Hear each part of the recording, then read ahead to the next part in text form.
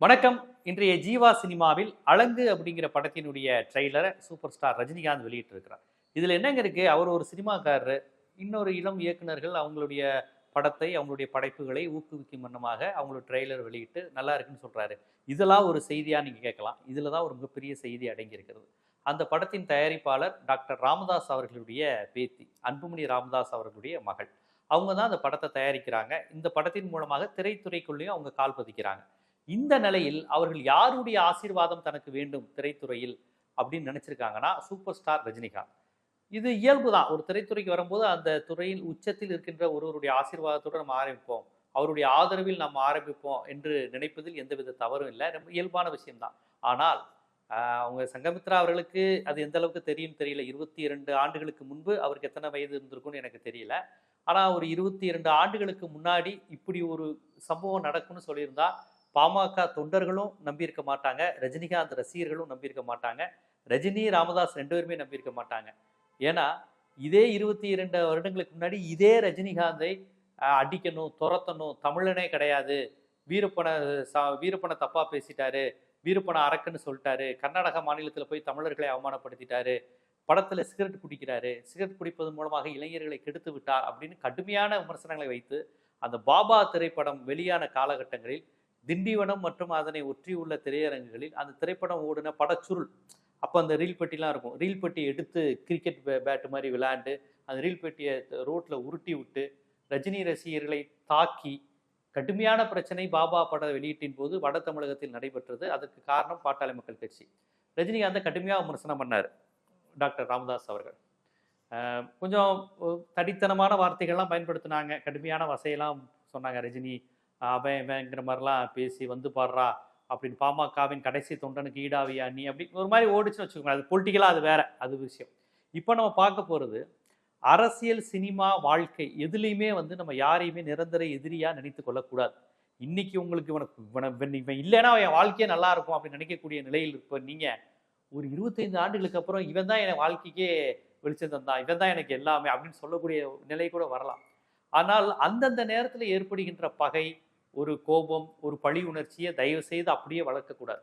அதை அப்படியே நம்ம முடிச்சுக்கணும். ரஜினிகாந்தனுடைய வாழ்க்கை வரலாறு பார்த்தீங்கன்னா, திராவிடர் கழகம் இதே பாபா திரைப்படம் வந்த போது நாத்திக பெரியார் ஆத்திக ராஜாஜி ஆனதென்ன அப்படின்னு ஒரு வரி வரும். இதை வந்து திராவிடர் கழகம் வந்து ஃபோன் பண்ணி சொன்னாங்க, விமர்சனம் பண்ணாங்க. இது தேவையில்லாதது, பெரியார் ராஜாஜி ஒப்பிட்டு நீங்கள் பண்ணியிருக்கீங்க அப்படின்னோடனே ரஜினிகாந்த் உடனே ஃபோன் பண்ணி, சார் தெரியாமல் நடந்துருச்சு, இந்த லைன் தேட்டரில் வராமல் பார்த்துக்கிறோம், பட்டு ஆடியோவில் வந்துருச்சு, பாட்டு கேசட்டில் வந்துருச்சு, வேறு வழி இல்லை, அது வந்து தான் ஆகணும், மற்றபடி ஒன்னே நான் எடுத்துறேன், சினிமாவில் அது வராது அப்படின்னு ரஜினி ப்ராமிஸ் பண்ணார்.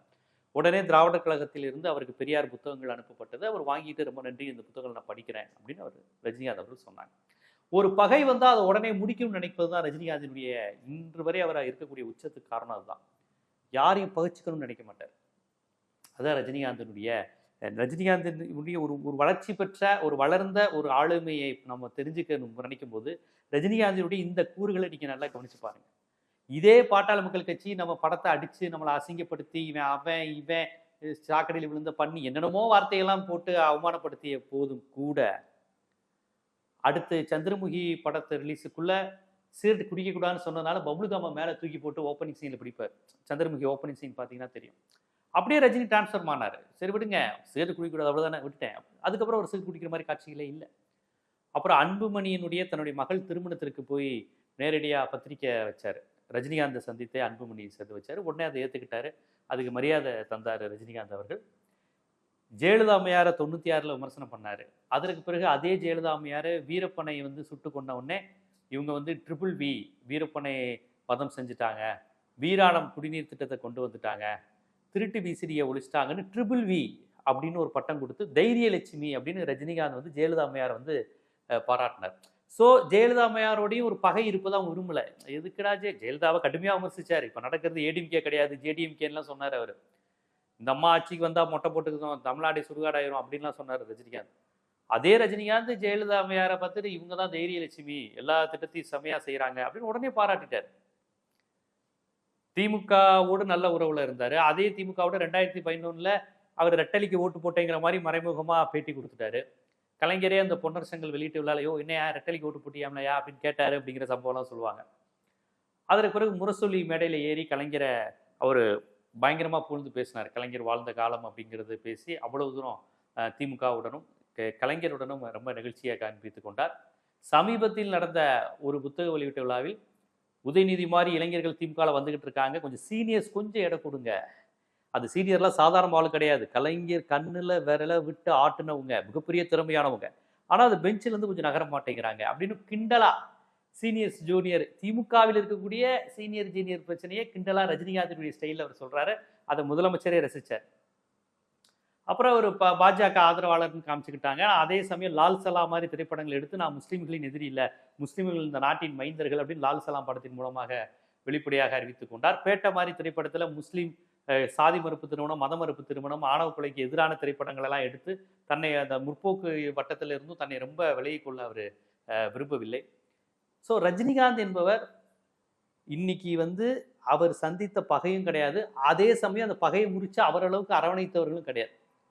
இன்னைக்கு பாருங்க, அன்னைக்கு அவ்வளவு ரஜினிகாந்தை பற்றி ரொம்ப தரைக்குறைவா பேசினவங்க இன்னைக்கு அவங்க பேத்திக்கு போய் ரஜினிகாந்தை பாருமா, சினிஃபீல்டில் எதுவாக இருந்தாலும் ரஜினிகாந்தோடைய ஆசீர்வாதத்தோடு அவருடைய ட்ரெய்லர் வெளியிட்டுன்னு தன்னுடைய மகளை தன்னுடைய பேத்தியை தான் மிகப்பெரிய எதிரியாக சித்தரித்த ரஜினிகாந்திடம் அனுப்பி ஆசீர்வாதம் வாங்குமா அப்படின்னு சொல்லக்கூடிய நிலைக்கு வந்திருக்கிறாங்க. ரஜினியும் ரொம்ப பெருந்தன்மையாக கண்டிப்பாக பார்த்து அந்த படம் ஒண்டர்ஃபுல், நைஸ், ரொம்ப நல்லா எடுத்திருக்காங்க அப்படின்னு பாராட்டியிருக்காரு. யோசிச்சு பாருங்க, அவர் ஒரு 20 வருஷத்துக்கு முன்னாடி நம்ம படம் நம்ம வியாபாரத்தையே இவங்க கெடுத்தாங்க அப்படின்னு ரஜினிகாந்த் நினைக்கல. ஸோ ரஜினிகாந்த் அப்படிங்கிற ஒரு நடிகருடைய சினிமா, அதை தாண்டிய அரசியல் பொது வாழ்க்கைன்னு பார்த்தீங்கன்னா, அவர் ஏடிஎம்கேவோடையே முரண்பட்டிருக்காரு, டிஎம்கேவோட முரண்பட்டிருக்காரு, டிகேவோட முரண்பட்டிருக்காரு. ஆனால் அதே சமயம் உடனே அவங்களுடைய பகையை முறித்து நட்பு பாராட்டவும் அவர் ஆசைப்பட்டிருக்காரு.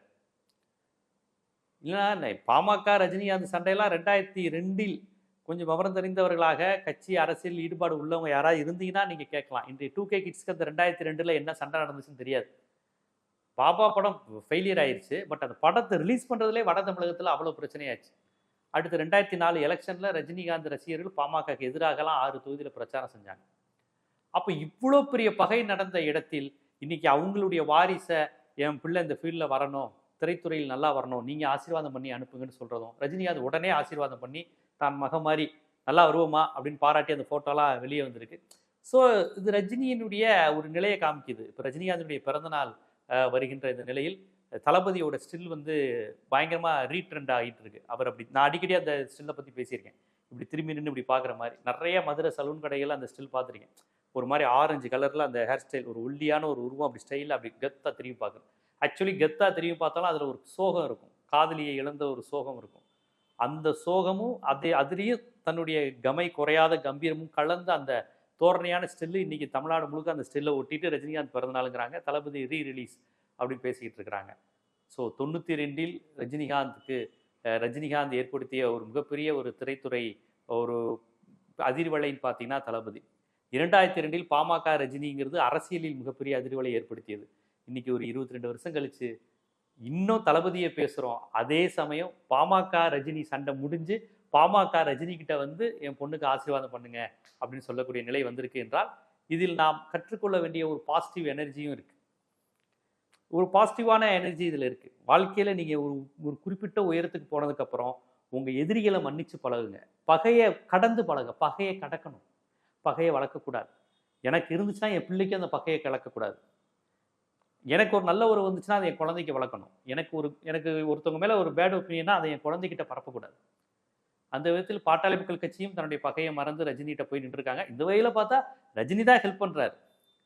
ஸோ ரஜினி எல்லாரும் வேணும்னு நினைக்கிறாரு. பாட்டாளி மக்கள் கட்சி நம்மளை அடித்தாங்க, நம்ம படத்தை அடிச்சு நொறுக்கான்னு நினைக்கல. அவங்க வேணும், அவங்க குழந்தைங்க நல்லா இருக்கணும், ஓகே நல்லா இருக்கட்டும் அப்படின்னு நினைக்கிறாரு.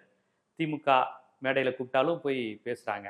ஏன் அதிமுகவோட அன்னைக்கு ஜெயலலிதாவை வந்தால் நாடே சுடுகாடாருன்னு சொன்ன அதே ரஜினிகாந்த் அவர்கள் இன்னைக்கு இரட்டைலை சின்னம்ங்கிறது ஒரு மிகப்பெரிய ஒரு ஆயுதம், இரட்டைலை சின்னம்ங்கிறதுலாம் மிகப்பெரிய விஷயம்னு எடப்பாடி பழனிசாமியை வச்சு ஜானகி எம்ஜிஆர் நூற்றாண்டு விழாவில் ஸ்க்ரீனில் பேசுகிறார். அப்போ அதிமுக தலைமையும் ரஜினிகாந்தை கூப்பிட்டு பாராட்ட சொல்லும்போது அந்த கட்சி, அந்த ஜெயனி சண்டை, ஜெயலலிதா அம்மையார் எல்லாரை பற்றியும் பெருமையாக பேசுகிறார். எல்லாரோடையும் அவருக்கு முரண்பாடு இருந்திருக்கு. ஜானகியோட முரண்பாடு இல்லை, பட் ஜெயலலிதாவோட முரண்பாடு இருந்திருக்கு. ஆனால் அந்த கட்சியை சேர்ந்தவங்களும் அவரை கூப்பிட்டு இந்த மாதிரி உங்களுடைய கருத்துக்களை அனுபவங்களை பதிவு செய்யுங்க அப்படின்னு சொல்கிறாங்க. திமுகலையும் நீங்கள் வந்து கட்சியில் நீங்கள் கொஞ்சம் அட்வைஸ் பண்ணிங்கன்னா நல்லா இருக்குங்கிற அளவுக்கு திமுகலையும் சொல்கிறாங்க. பாட்டாளி மக்கள் கட்சியும் பகை மறந்து என் பொண்ணுக்கு நீங்கள் ஆசீர்வாதம் பண்ணணும், நீங்கள் ட்ரெய்லர் வெளியிட்டா நல்லாயிருக்கும் அப்படின்னு சொல்கிறாங்க. ஸோ ரஜினிகாந்த் பிறந்த நாளில் நாம் தெரிந்து கொள்ள வேண்டிய செய்தியாக நான் பார்க்குறேன். ரஜினிகாந்தனுடைய நடிப்பு, அவருடைய கொள்கை, அவருடைய அரசியல், ஆன்மீகம் இதையெல்லாம் ஒரு பக்கம் தள்ளி வச்சுட்டு ஒரு லிமிட்டுக்கு மேலே போனதுக்கப்புறம் ஒரு வளர்ச்சி வாழ்க்கையில் நம்ம முன்னேறணும், வளர்ச்சி அடையணும்னா நம்ம எதிரிகள், துரோகிகள், முதுகுல குத்துனவங்க எவ்வளோ துரோகம் பண்ணியிருந்தாலும் அதை மன்னிச்சு கடந்து நீங்கள் மன்னிச்சிட்டிங்கன்னு வச்சுக்கோங்க, நீங்கள் உண்மையிலே பெரிய மனுஷன் தான். ஸோ ஒரு மனிதன் வந்து வளரணும்னு நினைக்கும் போதே மன்னிச்சு பழகுங்க. தவறுகளை வந்து அடுத்தவங்களுடைய தவறுகள், குற்றம் குறைகளை வந்து கண்டுக்காம விடுங்க. நமக்கு செஞ்ச துரோகங்கள் பண்ணாலும் பரவாயில்லன்னு மன்னித்து விடுங்க. அந்த மாதிரியான விஷயங்கள் இருக்கும்போது தான் நாம் உயரமான இடத்திற்கு போக முடியும். அரசியலோ, சினிமாவோ, நம்மளுடைய தொழிலோ, நம்மளுடைய குடும்ப உறவுகளை பேணுவதோ எதுவாக இருந்தாலும் தவறுகள் செய்தவர்களிடம் வந்து நாம் வந்து அவர்களை மன்னிங்க. தண்டனை கொடுப்பேன், பழி வாங்குவேங்கிற உணர்ச்சி இருக்கிறோம் எவனும் இந்த உலகத்தில் வளர்ந்தது கிடையாது. அதற்கு இந்த ரஜினிகாந்த் ராமதாஸ் சம்பவத்தை சொல்லலாம். 2 பேரையுமே பாராட்டணும் ஒரு வகையில். பழைய பகையை மறந்து போய் அதெல்லாம் விட்டுருங்க, 22 வருஷத்துக்கு முன்னாடி ஏதோ நடந்துச்சு, அவ்வளவுதான், வாழ்க்கை ஒரு வட்டம் மாறி மாறி வரும் அப்படின்னு. இனி அதான் அன்னைக்கு பாமகவில் இருந்த தீரன், வன்னியர் சங்க தலைவராக இருந்த ராமசுகந்தன் போன்றவர்கள்லாம் காங்கிரஸ்காரரு, அவங்களாம் இப்போ வந்து சொல்கிறாங்க அந்த சம்பவம் நடந்தப்போ நாங்கள் ரஜினிக்கு சப்போர்ட்டாக இருந்தோம், இன்றைக்கி ரஜினியும் ராமதாஸுமே நட்பாயிட்டாங்க அப்படிங்கிறத சொல்கிறாங்க. நல்ல விதமாக தான் சொல்கிறாங்க. ஸோ ரஜினிகாந்தினுடைய 50 ஆண்டு கால சினிமா வாழ்வில் அவர் இது போன்ற எத்தனையோ முரண்கள், சண்டைகள், ஏற்றங்கள், இறக்கங்களை சந்தித்திருக்கிறார். ஆனால் நீடித்து நிலைத்து நிற்பதுக்கு ஒரு காரணம் யாரையும் தன் எதிரியாக அவர் அறிவிக்காதது, எதிரியாக பாவிக்காதது, எதிரியாக தக்க வைக்காமல் இருப்பது. அது ரொம்ப முக்கியம். ஸோ யாருக்கும் எதிரி வேணாம், யாரையும் நீங்கள் எதிரியாக பார்க்க வேணாம். தப்பு செய்தவர்களை கூட அரவணைத்துக் கொள்ளுங்க. அவங்க உங்கள்கிட்ட வந்து பேச தயாராக இருந்தால் அரவணைச்சு கட்டிப்பிடிச்சுக்கோங்க. அதுதான் நீங்கள் வாழ்க்கையில் உயர்வதற்கு அதுதான் உதவும். இது ஒரு வகையில் பிஸ்னஸ் ட்ரிக்கு, அப்படி கூட நீங்கள் எடுத்துக்கோங்க. ஸோ ரஜினிகாந்த் என்கின்ற மேஜிக் எப்படி இவ்வளோ பெரிய உயரத்துக்கு வந்தார்னா அந்த மேஜிக் இதுதான்.